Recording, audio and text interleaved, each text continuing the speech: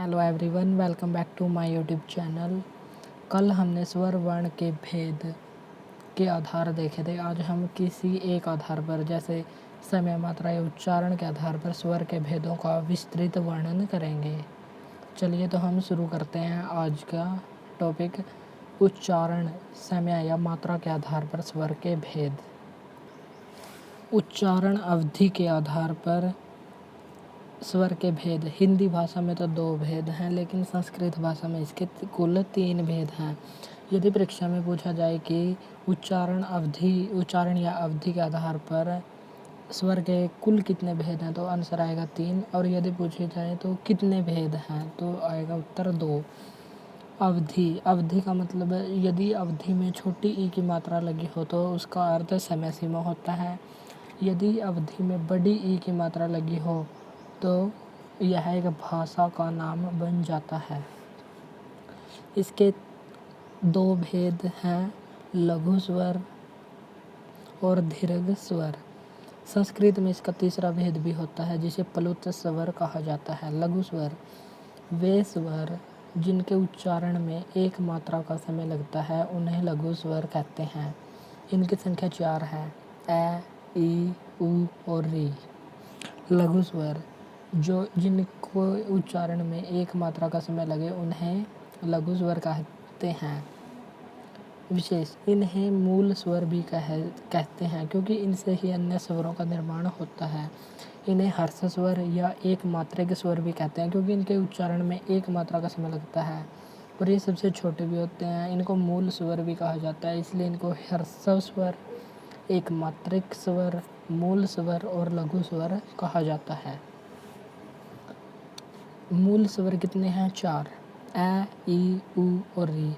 इन स्वरों के मेल से ही अन्य स्वरों का निर्माण होता है।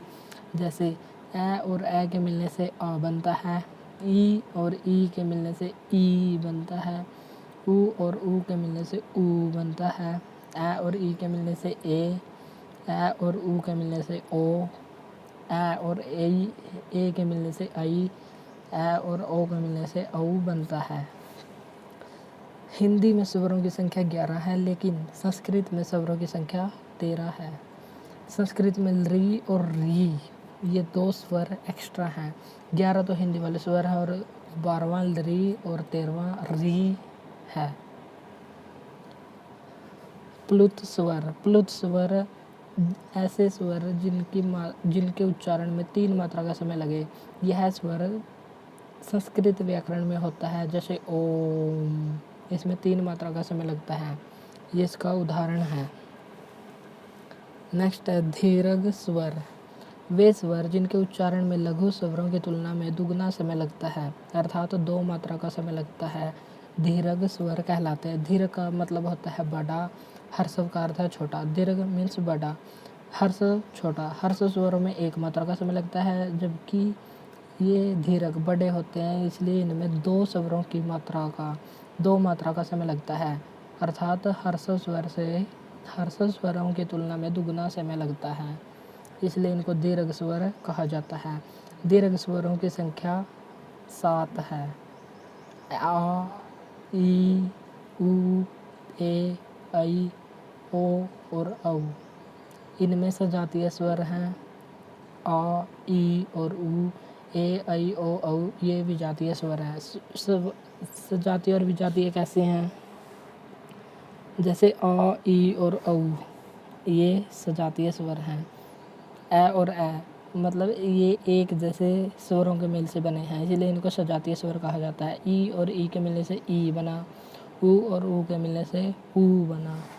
और विजातीय स्वर जैसे ए या आ के बाद ई या ई आने से, ए और ए के बाद ई या ई मतलब इससे अलग, इसलिए इनको विजातीय स्वर कहा जाता है। ए बनता है, ए और आ के बाद ए या आई आने से आई बनता है। ए और आ के बाद उ या उ आने से ओ बनता है। ए और आ के बाद ए या आ के बाद ओ या औ आने पर औ बनता है। ये सेम स्वरों से नहीं बनते, इसलिए इनको विजातीय स्वर कहा जाता है। आज हमने देखा उच्चारण अवधि के आधार पर स्वर के भेद। कल को हम इसके नए आधार के आधार पर स्वरों के भेद की चर्चा करेंगे। आज के लिए इतना ही। Thanks for watching this video.